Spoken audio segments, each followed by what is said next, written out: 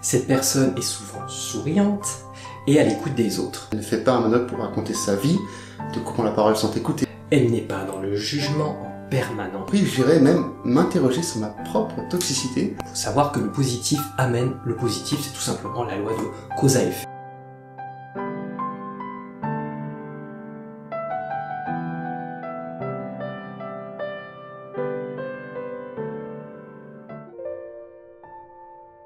Salut à toutes et à tous, c'est Dim et JP, les jardiniers de l'esprit, ou J2E pour les intimes. On se retrouve aujourd'hui pour une nouvelle vidéo inspirante et inspirée. Alors, notre sujet du jour, comment s'entourer dans la vie personnelle et professionnelle, comment éloigner les personnes toxiques et au contraire attirer les personnes positives, les bonnes personnes. Avant de commencer, pense à t'abonner et à activer la petite cloche pour être prévenu lors de la publication de nos prochaines vidéos. C'est parti! Aujourd'hui, nous allons pencher sur une question qui mérite d'être posée en sachant qu'on n'a qu'une seule vie. Oui, rappelle-toi que tu n'as qu'une seule vie. Comment créer un environnement positif et éloigner les personnes qui te tirent vers le bas, qui t'amènent quotidiennement à médire, critiquer, juger ou alimenter la graine de la négativité, que ce soit au travail ou dans ton entourage personnel. Comment, au contraire, t'entourer de personnes qui t'aident à être positif, souriant, qui te feront évoluer également positivement dans ta vie? Eh bien, pas de secret, tu vas devoir prendre les choses en main, car oui, c'est ton entourage, c'est toi qui l'as créé, tu as créé ta vie, donc tu vas devoir toi-même élaguer et tisser de nouveaux liens. Soyons honnêtes avec toi, ça ne se fera pas en un claquement de doigts. C'est en revanche une nécessité pour ton bien-être quotidien et sur le long terme. Première étape, JP, comment reconnaître une personne bénéfique pour toi? Écoute, j'aurais tendance à dire par le ressenti, grâce à des ondes positives et sa présence avec un grand P. Mais ça peut paraître un peu ésotérique comme définition, mon cher Dimitri. Plus sérieusement, on le voit dans l'attitude générale, cette personne est souvent souriante et à l'écoute des autres. D'ailleurs, elle prononce certaines phrases telles que « je suis sûr que ça va aller »,« rassure-toi, cette situation ne durera pas »,« je suis certain que tu as les ressources en toi ». En fait, elle croit en toi, elle croit en la vie. Oui Dim, et tu remarqueras aussi qu'elle engage facilement la conversation avec toi, même si c'est pas à proprement parler un facteur déterminant.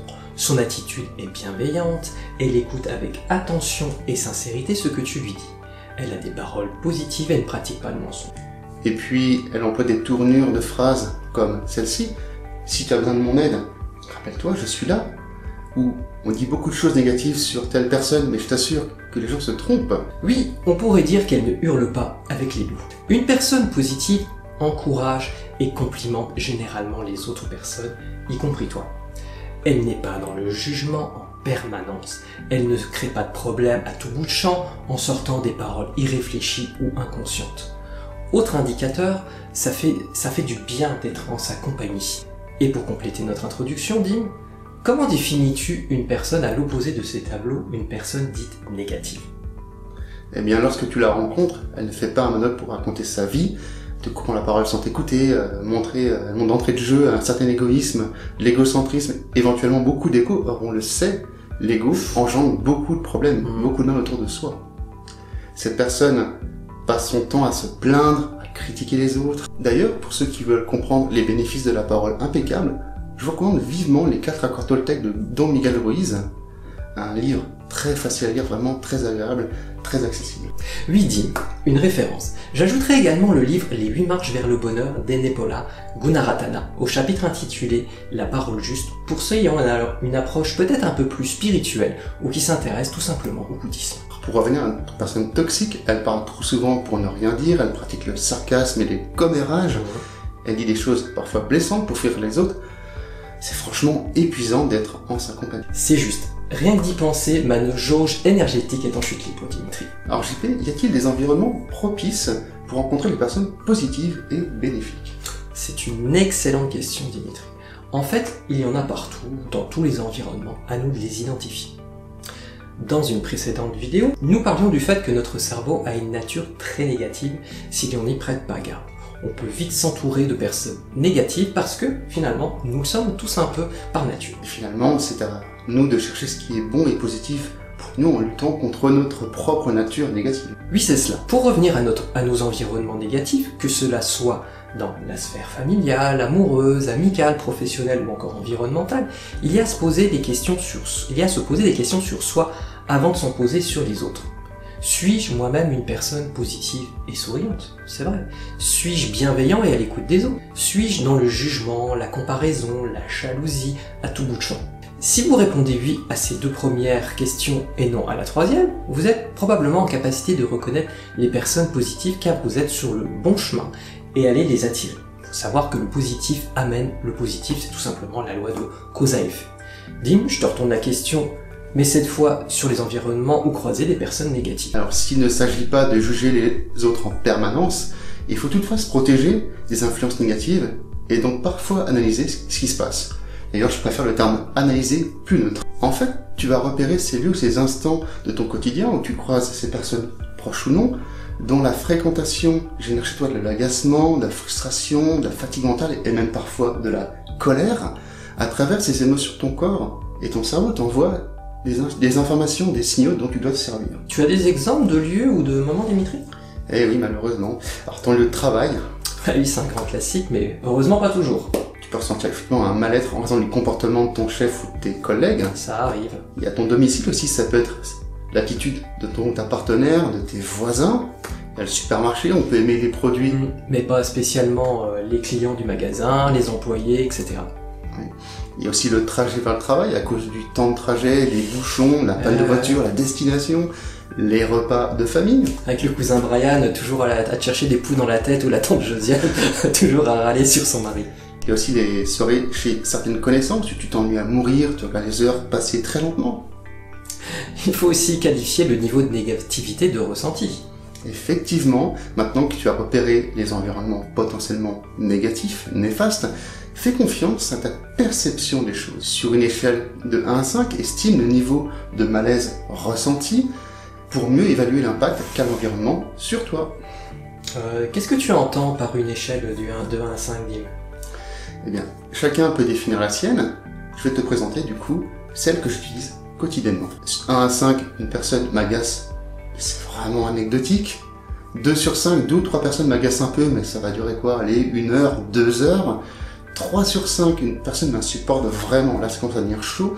2 ou 3 personnes m'insupportent totalement et c'est toute la semaine, malheureusement. Et 5 sur 5, là je me demande ce que je fais là, je suis vraiment pas bien quand je repars et j'ai l'impression d'une véritable mascarade. Et c'est là où tu n'as qu'une seule envie, c'est de te lever et de te sauver. Enfonçons une porte ouverte, Tim. Il faut savoir faire la part des choses. Alors dans les 3 derniers cas, change d'environnement ou fais en sorte d'y être le moins possible. Dans les 2 premiers niveaux de mon échelle, tu peux simplement t'arranger pour limiter tes interactions avec les éléments négatifs identifiés. Tu sais que de toute manière, ça sera momentané. Donc oui, adapte la réponse à ta situation. Comme la réponse graduée, pour ceux qui connaissent. Tu connais, en tout cas, j'aime bien les analogies. Quand la déco d'une maison ne te convient pas, eh ben, tu rases pas ta maison. Tu changes le papier peint, tu changes les meubles. Autre analogie, quand tes pneus sont usés, tu jettes ta voiture à la casse? Bah non, tu changes la pièce incriminée et tu passes à autre chose. Donc tu dois ajuster là où ça compte. Donc si je te suis, on ne va pas ainsi tout esquiver, tous les repas de famille, surtout les anniversaires, les fêtes de fin d'année, uniquement à cause d'un cousin aux blagues un peu lourdes ou à l'attitude polluante de certaines personnes. On va simplement s'asseoir un peu plus loin à la table et discuter avec une autre personne qui est présente. En revanche, un repas de famille où tout le monde se crie dessus et déblatère sur le quartier, tu vas réfléchir différemment pour te préserver sur le long terme. Dans cet exemple du repas de famille, ultra toxique comme on l'a compris, j'irais même m'interroger sur ma propre toxicité. Ne suis-je pas devenu moi-même? Et pourquoi? Voilà pourquoi je préfère le terme analyser plutôt que juger. Cela sous-entend qu'en fait, tu juges que tous les autres sont mauvais et que moi, du coup, je suis parfait. Si j'alimente moi-même la négativité, alors je dois le savoir et intervenir à mon propre niveau. Alors maintenant qu'on connaît les environnements de négativité de chacun, il est temps de passer à l'action.